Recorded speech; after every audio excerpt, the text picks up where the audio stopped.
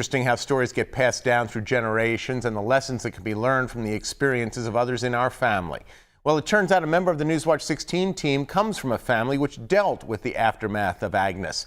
Our Chelsea Strube has more on what lessons have been passed down to her from her mother of South Wilkes-Barre.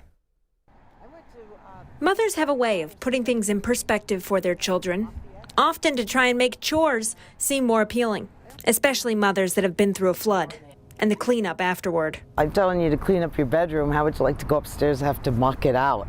How would you like to have to shovel the mud out of your bedroom? To get a better understanding of what cleanup after Agnes was like, I asked my mother, Joan, whose family had several properties in South Wilkes-Barre at the time, to come with me on a walk and talk me through it. You can see where the flood line is there.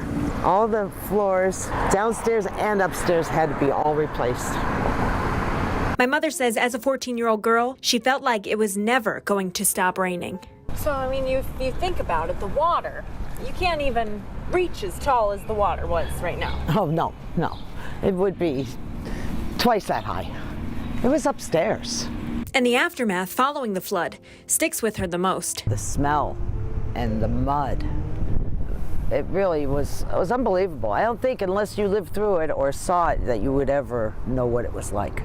We had this dead carp laying in our backyard. It had to be 4 feet long. Dead fish laying in the backyard. On our back porch, there's somebody's set of steps. I mean, like, it was crazy. It was crazy, the stuff that you'd find. Especially what she witnessed here. When somebody says Charles Street, I get goosebumps. Because I walked on Charles Street every day to school, and when we went down to look at it, how Charles Street made out, it was all the talk. The houses were right off the foundations. They were crumbled to the ground. She does say living through the flood taught her a lot about gratitude and what it meant to be a good neighbor. Everybody pitched in. Everybody took people in. I know there was a family from Kingston that were staying with our neighbors, and every day they would come with a truckload of belongings to see what had to be thrown out, if they could salvage anything. And I remember helping her.